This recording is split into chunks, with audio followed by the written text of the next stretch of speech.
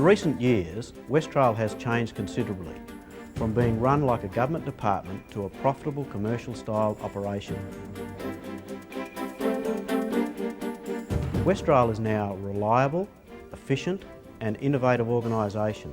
In fact, you and I are part of the most successful government-owned railway operation in Australia. For the third year in a row, we've increased our profit. And when you consider that until 3 years ago, we ran at a loss every year, this is a truly remarkable achievement. Westrail today moves nearly 25% more freight than we did 5 years ago. And we do it with 70% fewer personnel and less rolling stock. Our asset utilisation is world's best practice, and our service delivery now meets or exceeds customers' expectation in most areas. Our electric urban passenger system provides a modern, fast and reliable service, achieving world best practice of around 95% services arriving and departing within 3 minutes of scheduled times.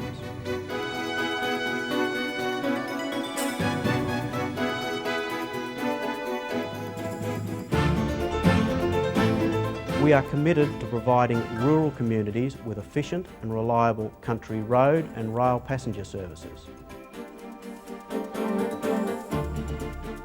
A key element of Westrail's success towards profitability is that we've learnt to look at our role from the client's perspective. We are a critical link in our client's supply chain, and we are helping our customers to achieve overall lowest supply chain costs. Our task is to help our clients to prosper in the world marketplace. If they succeed, so do we. As an organisation, if Westrail is to operate successfully, then we must operate safely, which is primarily what this video is about. Safety is an aspect in which I take a personal interest and I believe is a fundamental cornerstone in the running of a successful railway business. Safety and caring for one another has always been Westrail's priority, but now we have to comply with new legislation.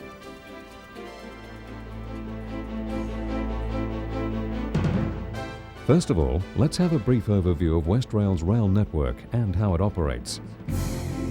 The Westrail network outside Perth stretches from Geraldton in the north to Kalgoorlie in the east, Albany and Esperance in the south and southeast.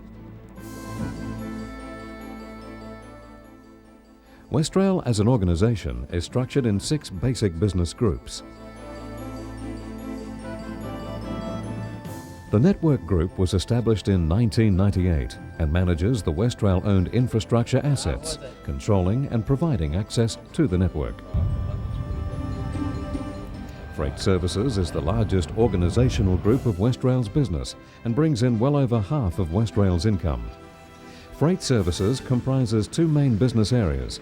One area is mining services and the other is agriculture and forestry, with the primary focus of this area being grain. Grain is transported from the wheat belt to ports at Albany in the south, Geraldton in the north and Kwinana just south of Perth. West Merredin is the major collection point for most grain in the central wheat belt. From there it is railed to Kwinana. The other business in this area is wood chips. This commodity is transported from Lambert in the southwest to the port of Bunbury. The mining services business area includes minerals such as iron ore, bauxite, alumina, nickel and mineral sands, as well as a large tonnage of general freight. A support group within Freight Services is Terminal Services. They are responsible for the acquisition and maintenance of all rolling stock, including locomotives, as well as shunting and other terminal services at all major depots. The Infrastructure Group is responsible for the maintenance of all railway track and associated structures, including signalling, communications and train control systems, urban stations, platforms and overhead power supply systems. Urban Passenger Services is responsible for the operation and management of Perth's urban rail network. It operates in accordance with a fully reimbursable contract with the Department of Transport. In terms of income, urban passenger is the second largest contributor after freight and accounts for more than a quarter of Westrail's total income. Westrail is committed to improving passenger services with the intention of increasing overall patronage.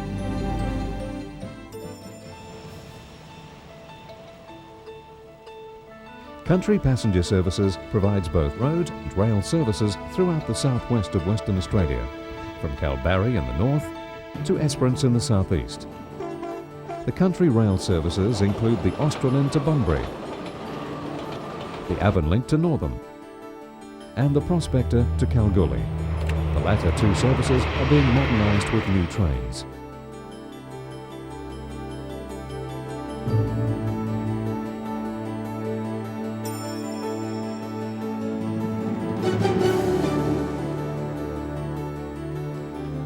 Corporate Services, which comprises three groups: Finance, Employee Relations, and Standards, which has a regulatory function. The Standards Group is responsible for ensuring corporate compliance in a number of areas, including quality and standards, operational safe working, and railway safety management. It is Westrail's aim to raise awareness and commitment through greater involvement of all personnel in these areas. With an increasing number of private operators and contractors using and maintaining Australia's railways, effective railway safety management is essential. At the heart of railway safety management is an intergovernmental agreement, or IGA, in which all the state, territory and Commonwealth governments in Australia are active participants. The IGA provides for a consistent approach to railway safety based on agreed aims and principles. As a result, individual states have enacted uniform railway safety legislation incorporating a set of national standards known as the Australian Standards AS4292 series. One of the main focuses of the IGA is on interstate operations, with scope to cover operations within the individual states. All railway operators and owners will have to receive accreditation before they gain access to railways anywhere in Australia. In future, to receive accreditation, operators and owners, including Westrail, will have to have a railway safety management system in place, which is compliant with state legislation. In Western Australia, as an interim measure, all current and future operators and owners are required to submit a safety plan to the Department of Transport, which is assessed for compliance with the legislation and AS4292. Working on or about the railway track is still a hazardous business. Fast, heavy, and sometimes very silent trains may approach at any time from any direction.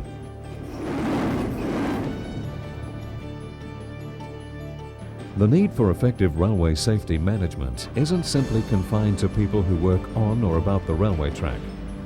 Railway safety legislation and the Australian Standards AS4292 require that all Westrail employees, contractors and subcontractors are conversant with railway safety procedures.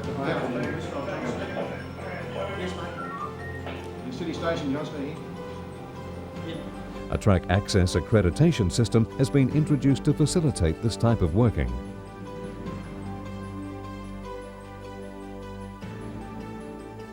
Westrail has a computerised accreditation management system, which is managed by the Safe Working Manager and the Accreditation Coordinator in the Standards Group. Applications for access to working on or about the railway track must be made to the Accreditation Coordinator. The train controller in the relevant area must be notified of people's presence on the line, with specific details of location and times of entry and departure. In the electrified area, the Electric Control Officer, or ECO, must also be notified. Delta Foxtrot 075302, ruled by Golf Delta.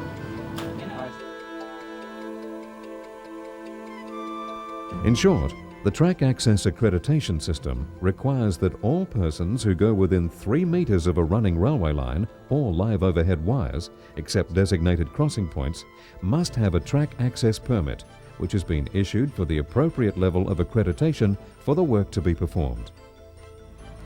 As a result of the legislation, there are various levels of training and accreditation in relation to the performance of different duties on or about the railway track. Full details of the various requirements necessary to obtain a track access permit are available in this document entitled Westrail Accreditation Procedures, Track Access Permits to work on or about the Government Railway Network, or by contacting the Accreditation Coordinator. While it may seem obvious that people who actually work on or about the railway need some form of training, why is it necessary for employees who may never enter a railway reserve to undergo such awareness training? There are a number of reasons for this, such as the general duty of care by the employer, the Australian Standards Railway Safety Management AS 4292, which incorporates aspects such as demonstrated financial capacity, goods and services procurement, records management, and risk and incident management. Although you may never be required to work on or about the railway track, it is a requirement that you be aware of the dangers of a working railway and what is required of you should you have to enter the railway reserve. There are different accreditation requirements for electrified and non-electrified railway lines. The whole of the Perth Urban Rail network is electrified with overhead traction wiring equipment which is live at 25,000 volts. Accidents involving this sort of voltage are nearly always fatal. Consequently, people working in the electrified area must be conversant and comply with the requirements of the safety instructions for the electrified area. All persons involved in railway safety work on the railway network must observe personal safety responsibilities, which includes wearing the correct safety clothing. This safety clothing includes a high visibility vest, safety footwear, safety glasses, appropriate headgear, and attend fit for duty in accordance with Westrail policies such as the alcohol and other drugs policy.